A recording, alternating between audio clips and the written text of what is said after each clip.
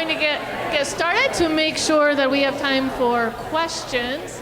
My name is Sandy Kuhlman. I'm faculty here at Carnegie Mellon University in the Department of Biological Sciences, and it's my great pleasure to introduce Dr. Nim Tottenham.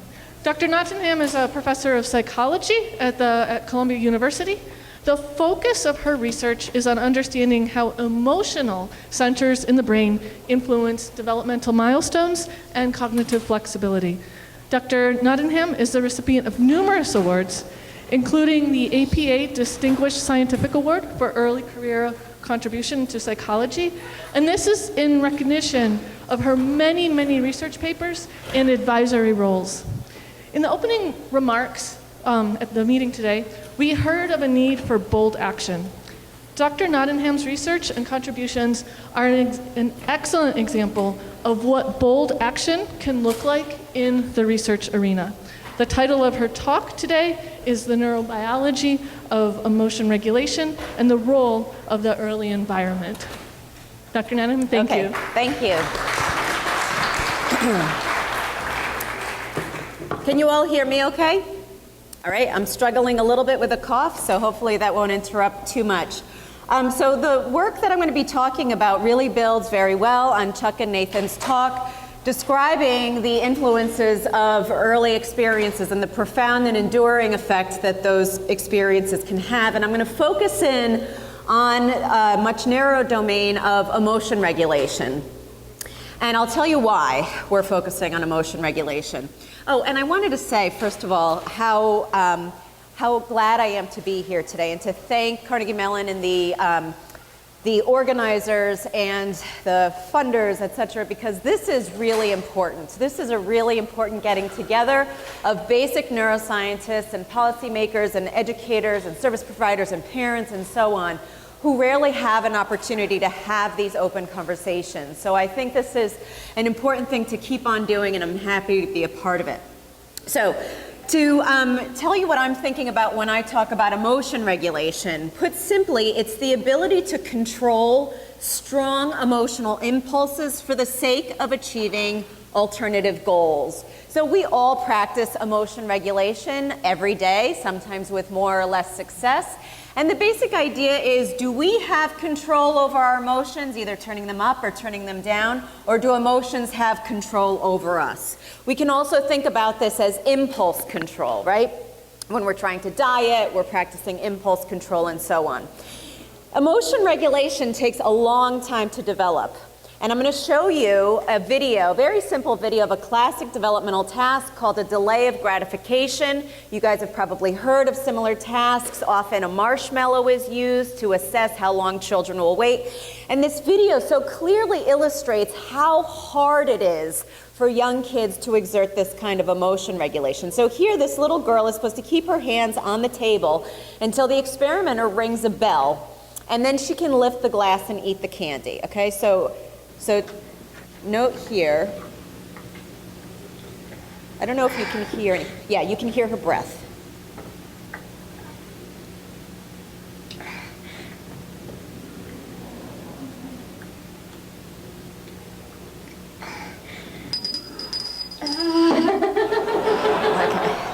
All right, so you can see how much effort it's taking her to regulate her behavior.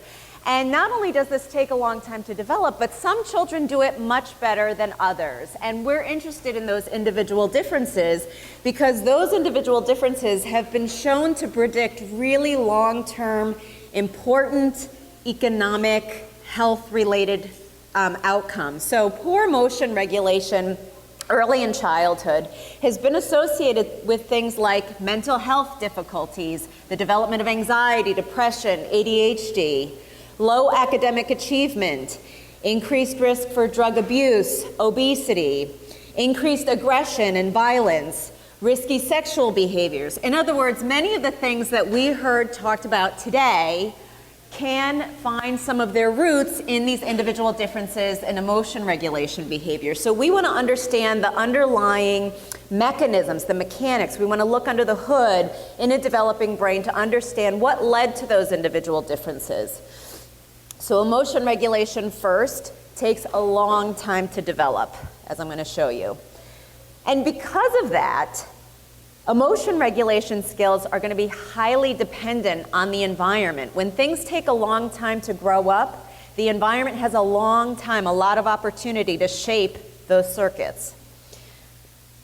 So we heard from Pastor Greg two really poignant stories describing what I'm showing you here on this slide. That early experiences, whether adverse or optimal, early experiences produce these emotional outcomes that we're studying in adulthood. So what my laboratory has been trying to do is to understand what's leading to this link. And we've been focusing on the neurobiology of emotion regulation, and I'll describe what this neurobiology is, because this is the tissue. This is the tissue, the brain is the tissue that holds a record of our history. It holds a record of our developmental history and produces the new behaviors that we see in adulthood. That's probably a very good way to think about what does plasticity mean. It means that we have a biological record of what has happened to us during development. And so we focus on a very tight circuit between the amygdala. Can you guys see my mouse moving here? Okay, we focus on the connections between the amygdala and the prefrontal cortex, because the relationship, the circuit between the amygdala and the prefrontal cortex forms the foundation, the basics of our emotion regulation abilities that we use in adulthood. Okay, now the amygdala is a very early developing deep brain structure that by and large helps us learn about the dangers in the environment. It keeps us safe. It's very quick acting. It responds immediately to threats in the environment, very quick, within milliseconds. So when the amygdala increases its activity, we experience a big emotional reaction. In adulthood, the amygdala has very strong connections, or you can think of a physiological bridge between the amygdala and the prefrontal cortex. That's in adulthood, and that's very important because that bridge between the amygdala and the prefrontal cortex helps regulate some of the over-arousal of the amygdala. So as adults, we have the ability to regulate our emotions or our impulses. Is that clear? Okay. So this system takes a long time to develop, right? We know our young children are not very good emotion regulators. And so we can start to think about what are some of the sensitive periods for this system. And more and more research is telling us that the amygdala sensitive period may very well be in the early postnatal period. So things that happen during, say, the first 3 years of life are going to have a very big impact on determining the functioning of the amygdala throughout the rest of life. And then, because brain development is hierarchical, step B is influenced by what happened at step A. What happens to the amygdala is then going to influence the next step in childhood, the connections between the amygdala and the regulating prefrontal cortex. So it's not any coincidence, perhaps, that a number of mental illnesses that are associated with these emotion regulation difficulties that I'm listing here show their peak age of onset after childhood. In other words, during the transition to adolescence. So we often think about a lot of these mental illnesses as being adolescent emergent. And if they are indeed adolescent emergent, then we better pay attention to what happened during the antecedent of adolescence, what happened during childhood, when the system was cooking, when the environment was able to do something to the structure and the architecture of that system.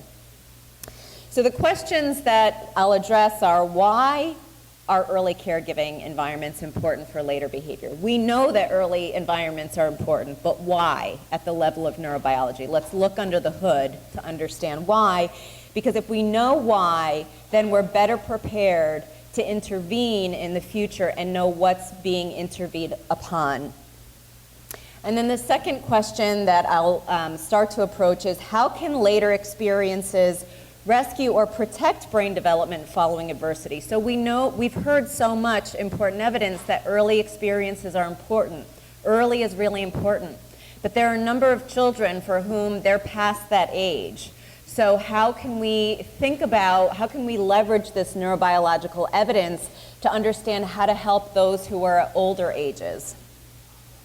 So we know something about the basics of amygdala and prefrontal cortex development.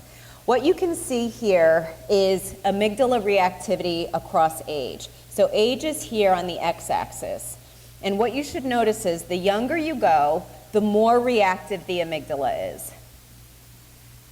We usually think about brain development as increasing as we get older, but here what I'm showing is that the amygdala is at its most reactive point during that early childhood period. That means the amygdala is very sensitive to learning about threats in the environment. So you can put that together with thinking about exposure to adverse environments that young children could be experiencing. So the amygdala is very reactive.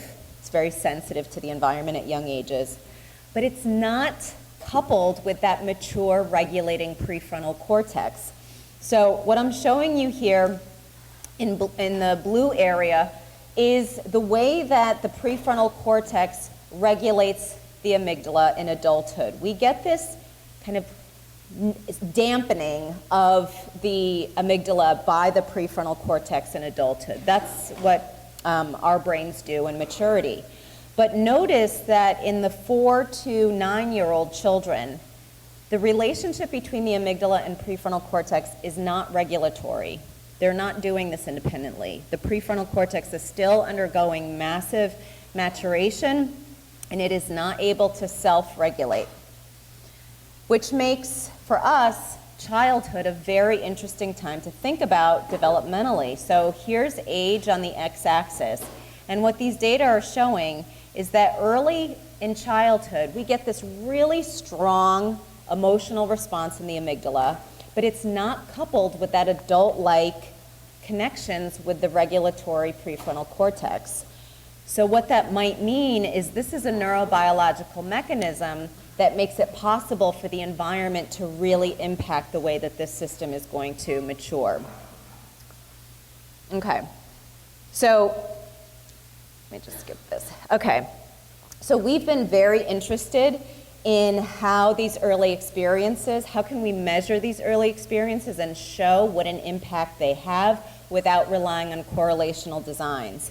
And we've been very motivated by some rodent work that demonstrates that early stimuli, early environments, early exposures can have very enduring and potent effects on the adult.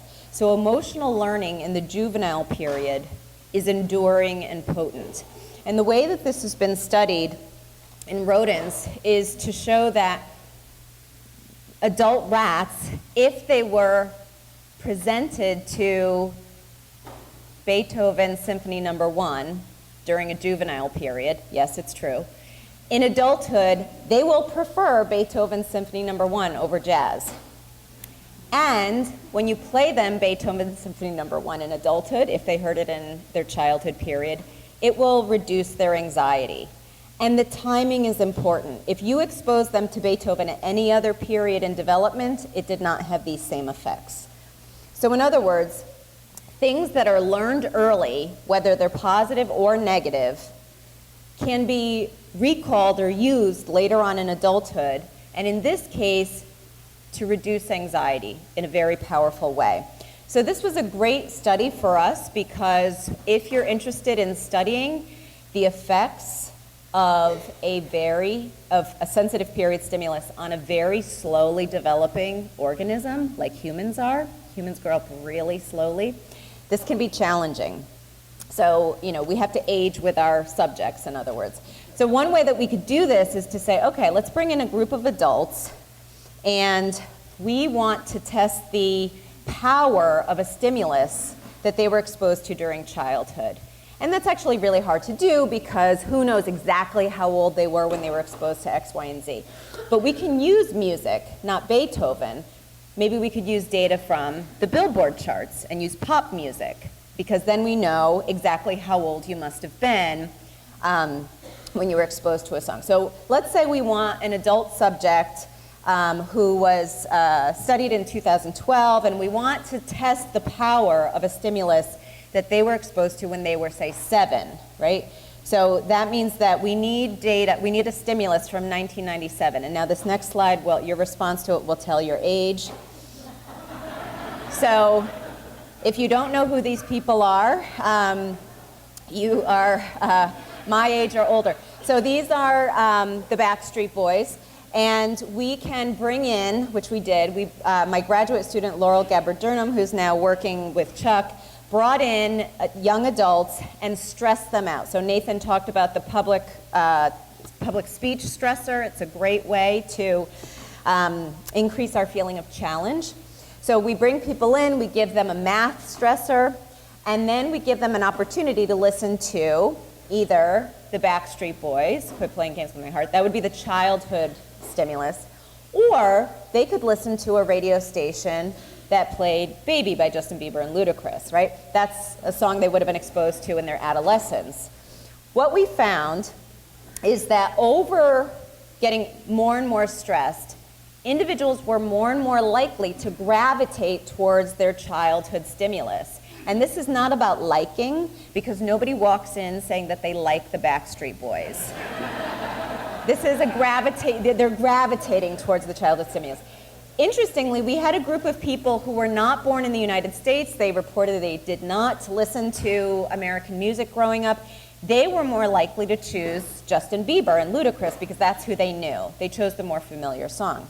However, it was only those people who had exposure to their childhood stimulus who also showed a decrease in autonomic nervous system arousal, palm sweating. They had a decrease in palm sweating while they were listening to their childhood music and doing this stressor. The more they gravitated toward their childhood stimulus, the more calm they felt over the session, and the more that childhood stimulus was activating their prefrontal cortex. So the more prefrontal cortex increased its activity, the lower the anxiety individuals felt. So this is kind of a fun example, but I think it demonstrates the power of these stimuli from our childhood. So now you can translate that to other types of exposures that we have as young children. So we are very interested in the fact that this circuitry doesn't develop in a test tube the way that we often see it on data slides like these. It's growing up in a very special environment, which is the caregiver. And Pastor Greg said it just right, which is the parent is the first teacher of a child. Another way to say it is the parent is the ultimate stimulus for a child. They are the ultimate regulator, for better or for worse. They are a mega stimulus. And this is universal, right? It's, as Chuck said, the parent you can think of as an expected environmental stimulus for the child. I want to point out, because we've been saying moms so much, that there is no reason this is just about moms. Dads can be the primary caregiver. We heard about grandparents, older siblings, etc. This relationship, this attachment bond is learned in babies. It's a very strong learned attachment relationship. And this is true across many species, but what perhaps makes this most important in humans is that we stay in that situation, we stay in that relationship for a long time, right? In most other species, we're talking on the order of weeks or months. You ever surprised at how quickly your puppy grows up? Are you not surprised at how not quickly your child grows up? I mean, it goes on for decades, right?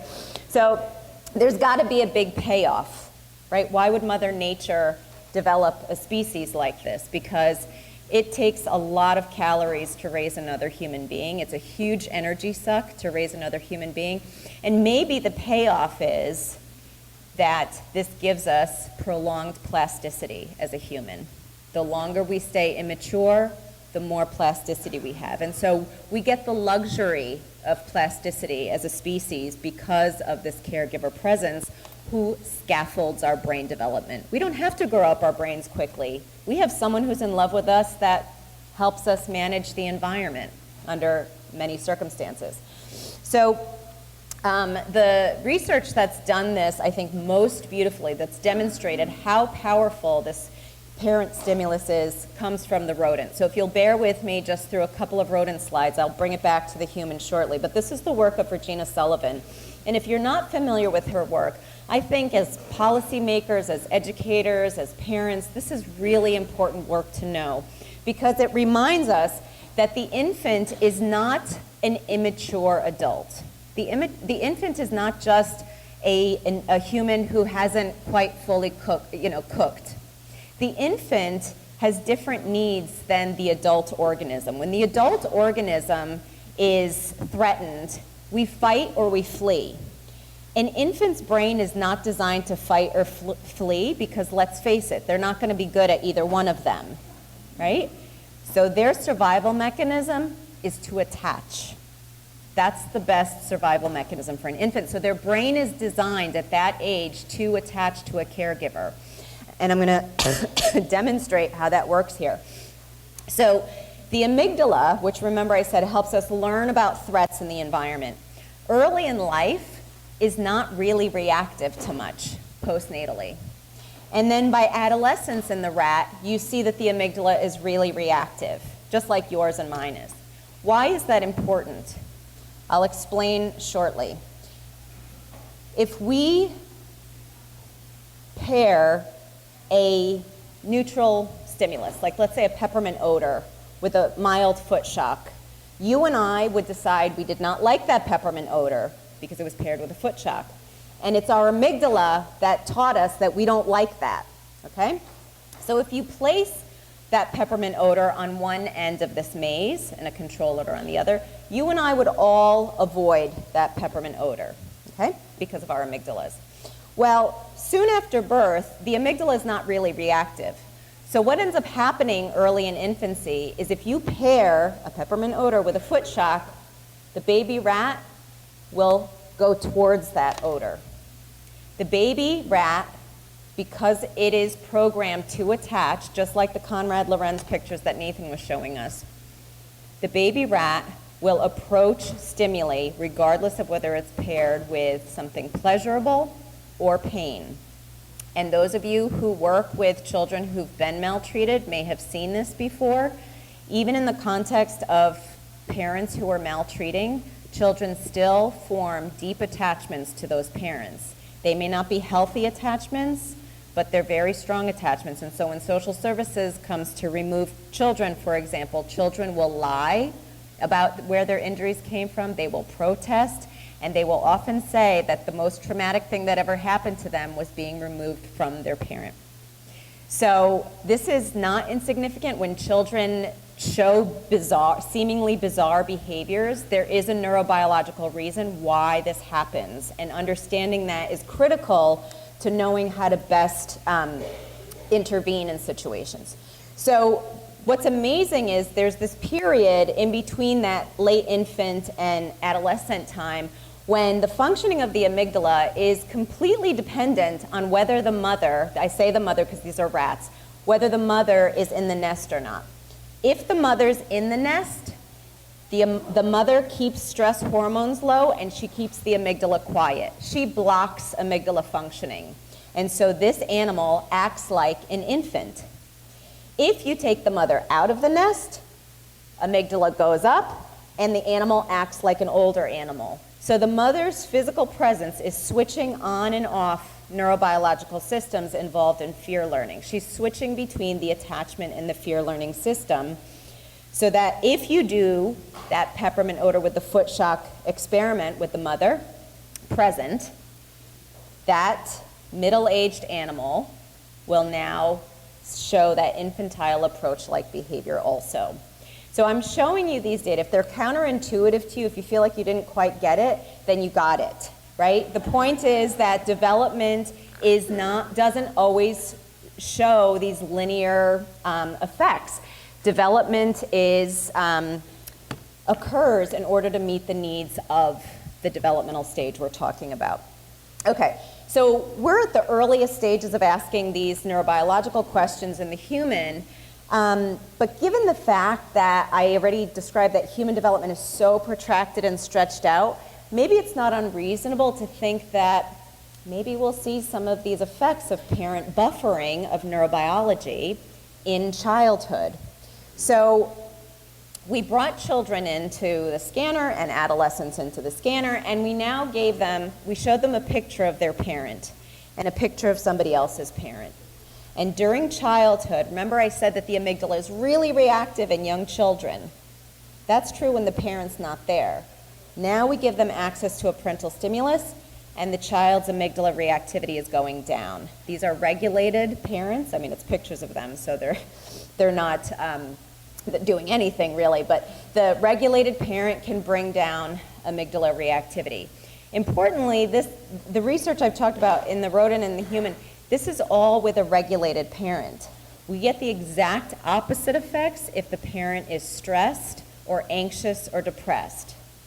So the point is that parents are in control of these emotional systems during early life. It's another way to think about these critical periods, that it opens up an opportunity for the parent to direct or scaffold how the brain is going to continue to function. So we wanted to test behaviorally. Do we see something like that peppermint odor study? So we wanted to teach children to not like a stimulus. So this blue square would always be paired with an aversive stimulus. We don't shock children. This is nails down a chalkboard sound. It's very aversive. This blue square would get that pairing, and the purple triangle never would. We also taught them this association with their parent sitting next to them, a regulated parent. And then we put them through a maze, right? This is a human Y maze. We had children enter in, and after they've done the conditioning, the learning, we put the blue square here and the purple triangle here, and we asked children to go through either door to pick a prize, and we would show them that the same bucket of toys was behind both doors, but just please pick a door. And here's a video of what that would look like. The girl's face is darkened out, but she enters in, and then she looks at both doors and makes a selection. Okay, and then we code what her selections were. What we found is in 3, 4, and 5-year-olds that if they learned these associations with aversive stimuli, with the experimenter there, not the parent, they showed more aversion learning, more fear learning, just like you and I would. They would not choose that blue square. But these same children, if their parents were sitting next to them during conditioning, the parent blocked the typical fear learning. And instead, you start to see some of that bizarre approach-related, attachment-related behavior. So in other words, a regulated parent can buffer against stress and allow children, when a child is not overwhelmed with stress, it allows them to learn in a healthy way about the relative safety and danger in the environment without actually experiencing harm themselves.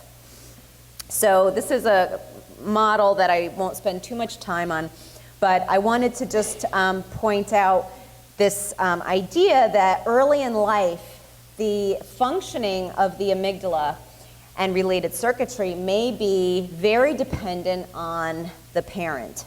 And I have up and down arrows here. I was reminded by Aaron Dalton's talk. I have up and down arrows because I definitely don't want people to walk away thinking that the data are supporting moms staying at home and never leaving their children. In fact, we think that parents going away and coming back routinely throughout the day is really important in teaching the system about the range of possible experiences the child's going to need to navigate in the future. And that toning is what gives the adult, once independence sets in, the flexibility to deal with those that range. So I'm now going to switch to children that have experienced early institutional care. This is somewhat similar to what Chuck and Nathan presented. The children that we see weren't born in Romania. They were born in other countries, often China or other Eastern European countries like Russia. I want to point out a couple of things. The children that we see have all been adopted by families in the United States. And there's incredible heterogeneity in the children that we've seen. And I'm going to try and highlight some of that heterogeneity. Some children really struggle upon adoption. They show a lot of developmental delays. And other children are thriving. And it's unclear where those differences come from, but they're important to find out. The families that adopt internationally, if you don't know, are a very special group of people who not only have the resources to adopt internationally, but they've also clearly demonstrated a great commitment to being a parent, because it's not easy to adopt internationally. It's important to say why we're studying this population. First of all, it's important to study in and of its own reasons, because this is not a small population of children. Many children go through this experience. However, it's also, I think I have a slide here. Yeah. Oh, I just took it out. Sorry. It's also an important population scientifically because it allows us to extract some principles about specifically early exposures and later enrichment, because the environment is so drastically different in children who've been adopted internationally, and they're not experiencing major adversity at the time that we're seeing them, and they've been adopted into highly enriched environments. Okay, so we've been talking a lot about sensitive periods, and another way to think about it is the periods of most rapid brain change heighten the vulnerability of that particular region to any environmental exposure. And we know that stress has a major influence on the brain. Stress hormones can cross the blood-brain barrier and bind to the amygdala, and when it does, it makes the amygdala cells larger and more reactive. We often think of stress as impairing brain function, but I think a more efficient way to think about it is that stress teaches the brain what's likely to happen in the future. If you've experienced stress at one point, there's a good likelihood it's going to happen again. So it benefits you to build up those circuits that help you detect threat. So I think I've said this already. So children are showing tremendous rebound once they've been adopted by families. But one area that continues to present challenges for children is the area of emotion regulation difficulties. And I'm going to show you some data to support this. So I have data from a New York City cohort and a Los Angeles cohort. When I have anything labeled PI, and I'll usually have it in black bars, that's previously institutionalized. And the thing to note is across a variety of what we call internalizing problem subscales, so things like anxiety and depression, on average, PI children show increased internalizing problems. And we also see atypical amygdala and medial prefrontal cortex development in children. What's really important to note here is these data were collected years after children were adopted. So children were adopted by and large between their second and third birthday. So there is no explicit memory of these early events. As far as the kids are concerned, they've always lived with mom and dad. But we can still see some differences. And our goal is to understand, not just to say that they're different, but to understand why they're different and what function is it serving.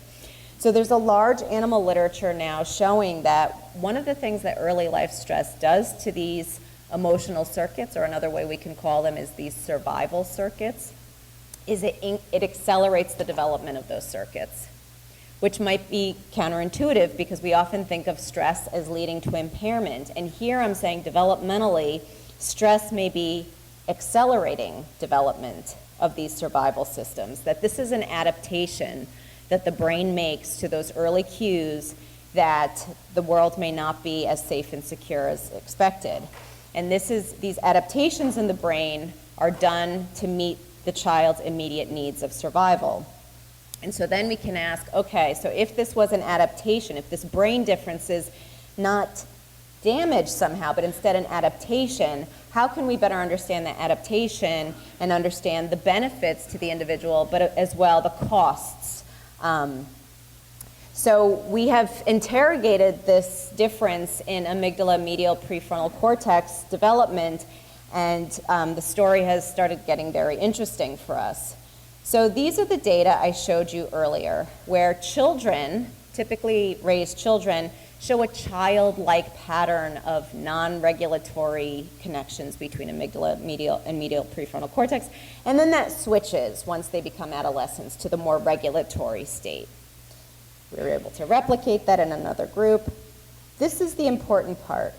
The post-institutionalized children don't show a childlike neural phenotype, they're showing an adolescent phenotype. So in other words, a 6-year-old in the post-institutionalized group has a pattern of brain function that looks more like a 15-year-old's. This is the brain growing up quickly in order to meet some need that the individual has. We think that this is at least a short-term adaptation. And that may resonate with people who've worked with children that have to become highly parentified in their homes if their parents are unable to provide adequate care, where the siblings are feeding their siblings breakfast and taking kids to school and reprimanding the parent and so on. There's often a quick growing up. And so what we think is, in the context of early life stress and this amygdala hyperactivity, that abbreviates this period of immaturity. Or another way to say this is, this might abbreviate this period of plasticity, this sensitive period in childhood. We have evidence of other early, if we want to call it, aging effects. So Chuck talked about telomeres, which we all have on our chromosomes. They're little caps at the end of our chromosomes that protect the chromosome. You can think of the little plastic ends on your shoelaces that protect your shoelace, and as the shoe gets older, they wither away. The same thing happens with our telomeres. As we get older, they degrade. And here you can see across young children, children and adolescents, there's a natural shortening of these telomeres. In post-institutionalized children, they don't show that same age-related change because they have shorter telomeres even in the preschool period. And the shorter the telomere length, the more likely it is that children are going to later on show depression 2 years later. And this is associated with a hypoactivity in reward-related brain regions, the nucleus accumbens, that are often associated with depression. So in other words, we get an association with telomere length, shorter telomere length, predicting lower activity in these reward hedonic centers, and that's predicting depression emergence 2 years later in children who experience early life stress. However, we know, as I've been saying, and as Pastor Greg said, the parent is one of the most powerful teachers, one of the most powerful stimuli. So we took a look at the parent-child relationship, and Nathan talked about attachment in children who've had these early adversities. And here we see that the more secure the attachment in post-institutionalized children, the lower their internalizing problems. In other words, the lower the anxiety and depression. And so that these children in the post-institutionalized group are not differing from the comparison group of typically raised children. So the parent stimulus is a particularly powerful one, even in this group of children who experienced sometimes 2 and 3 years of institutional care. And we repeated the fMRI experiment where we showed children pictures of their parent versus somebody else's parent. These are the data I showed you before, where typically raised children showed a buffering effect in the amygdala. At the group level, post-institutionalized children did not show that same buffering, but I said at the group level, and there are a lot of individual differences here. So we tried to pull these groups apart and see if there's anything different between one child and another. And I don't know if this is coming up well here. Okay. So here at time 1, you can see that all of the PI children had higher anxiety and depression than the comparison group. But if we focus on the PI children who did show that their amygdala could be buffered by their parent, their anxiety and depression came down 2 years later, so that now statistically they're not different than the typically raised children. So in other words, the efficacy of the parent to help regulate the stress-reactive brains of the region, even in children who experience major adversity early in life, seem to be really important in changing the trajectory of mental health for these children as they entered adolescence. So I'm going to just share with you one more example of how we can start to think about those later ages once we're past the early stage of plasticity. Are there other means besides parents? And certainly in the aging literature and in adult literature, there's been a lot of excitement about the power of exercise in strengthening brain function. And so we had the opportunity to look at the effects of physical activity within this group. And we saw that we grouped the children into 3 groupings of low physical activity. This is what they naturally did anyway, so think of softball, dancing, whatever it was that they did. Average or high physical activity. The thing that was so impressive to us is that for those PI children, the post-institutionalized children, who engaged in a high level of physical activity, by the time we measured them 2 years later, their depression came down to the same level as the typically raised children. Those who engaged in low physical activity, their depression increased over time. And what's important is at time 1, there were no differences between the 3 groups, suggesting that it wasn't that, well, the healthier kids just did more physical exercise.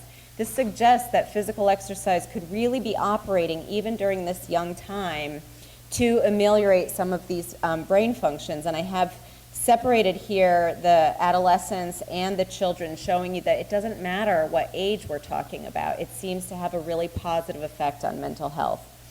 So I'll just conclude by telling you what I said, which is the neurobiology of human emotion regulation is slow, which is probably by design, and therefore highly sensitive to early environments. Early life stress is followed by altered neurobiology of emotion regulation, but I tried to emphasize that these may be adaptations, and thinking about how was this helpful to a child at the same time that it may be costly in terms of classroom behavior, in terms of mental health outcomes, and so on. Are these adaptations simply short-term, or will they show enduring effects into adulthood? So it's true that early environments are important, but I think what's even more important to know is, can the brain continue to adapt to later environments, to improving later environments? And so the big question is, what are those necessary inputs? We had some ideas that I put forth today, but certainly there's a lot of room for questions about intervention. So I'll end there, and I just really importantly want to thank the families and individuals that participated in these studies to provide these data, and thank you for your attention, and I'm happy to take any questions.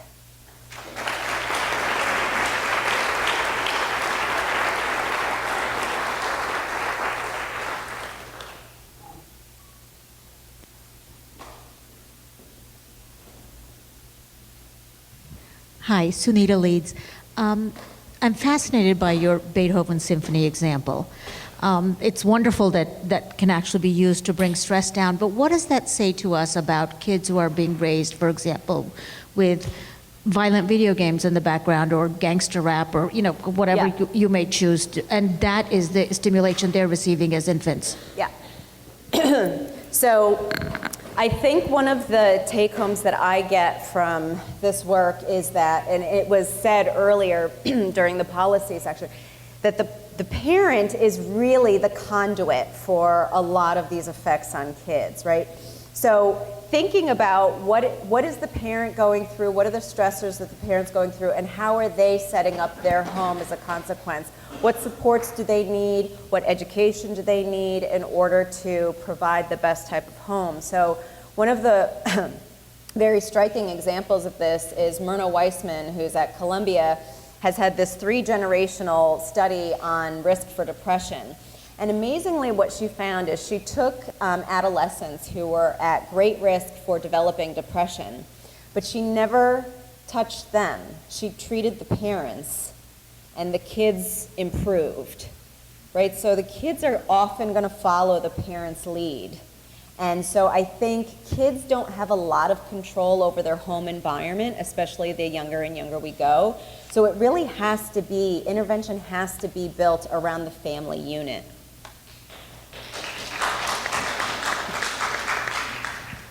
Oh, and I guess if the next speaker could bring up their laptop, we can get that switched. Hi, again, I'm a pediatrician. I'm also a lactation consultant, and I have a question about studies on skin-to-skin time. So this is something that we talk about nationally. I do a lot of speaking nationally on the benefits of skin-to-skin time, that we actually see real modulated physiologic markers such as heart rate, respiratory rate, glucose metabolism. But here's something that sounds like almost anybody could do it, whether they're breastfeeding or bottle feeding, and dads can do it, and moms can do it, and humans are pretty primitive, premature developers, right? So all they can do, like you said, they're wired to attach, because if there's a saber-toothed tiger and all you can do is poop, pee, scream, feed, and eat, your parent has to calm you down. It seems like teleologically seems like it's the right thing to do. Is there research that is supporting that? And it seems like the only place I hear this being supported is in breastfeeding. Yeah, so certainly there's a lot of, it's a great question. There's a lot of good research on this. I'm thinking about the work of Ruth Feldman, who has become very interested in kangaroo care, for example. But at a more molecular level, you're reminding me, I just went to this fantastic talk at Columbia, but guy's last name was Bruno, and he doesn't care about development, right? He just studies receptors. And he was studying layer 1 of the cortex. And what he was showing is that there is some fleeting maybe, but still there in the sensory cortex, right, which could care less about emotion, that when a touch was paired with some pleasant context, it changed the apical dendrites in that layer 1. And I thought, he's got to study this developmentally, because it's got to have an even bigger impact developmentally. So you could imagine that those early caregiving environments, which are, soft, warm, like fluffy stuff, actually are impacting the development of even things like our sensory receptors in the skin. Yeah. Hi, Nim. Hi, James. So the sample you spoke about, this PI sample, has a really specific kind of demarcated kind of stress exposure. I wondered, thinking about other samples, especially some of the samples I think kind of talked about, where the stress exposure is kind of more consistent or kind of happens past these kind of earlier periods. I wonder if you could talk about some of your results in light of a different kind of phenomenology of stress exposure. Definitely. So, Jamie, you do a lot of this work too, which is really important to mention because you've gone across populations. But our hope is that even though populations may vary in terms of how we're defining them as researchers, there are still some fundamental truths about what a human infant needs. And if we can identify what those basic ingredients are, then we can manipulate them and understand how they're operating in seemingly very different populations, right? So can we think about parents who are incarcerated and policies about how often they get to see their children and so on? I mean, it seems vastly different, and yet the principles may be very similar.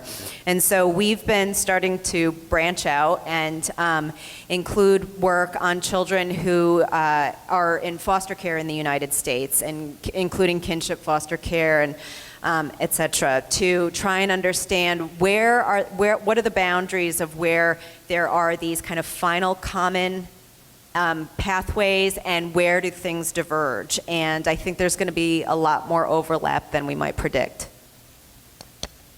All right, I think we're getting ready for next talk. Thank you, Dr. Tottenham.